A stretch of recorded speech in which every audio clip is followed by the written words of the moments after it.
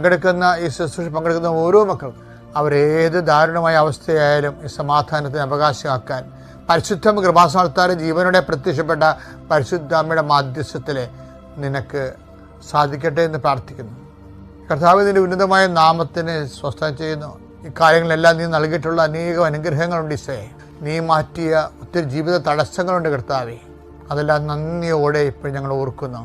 എൻ്റെ കർത്താവിൻ്റെ ഉന്നതമായ നാമത്തിൽ, സഭയുടെ അധികാരത്തിൽ, ക്രിസ്തടയാളത്തിൽ, ദൈവശക്തിയാൽ അധ്വാന മേഖലകളിൽ ജീവസന്ധാരണത്തിന് വേണ്ടിയുള്ള നടപടിക്രമങ്ങളിൽ ഒരെത്തും പിടിയും കിട്ടാതെ എന്ത് ചെയ്യണമെന്ന് അറിയാൻ പറ്റാൻ പകച്ചു നിൽക്കുന്നവരെ പരിശുദ്ധാത്മാവിൻ്റെ ശക്തിയാൽ ഈ ഒറ്റ ആശീർവാദം കൊണ്ട് നിൻ്റെ ബന്ധങ്ങൾ അഴിഞ്ഞു മാറട്ടെ എന്ന് പ്രാർത്ഥിക്കുന്നു.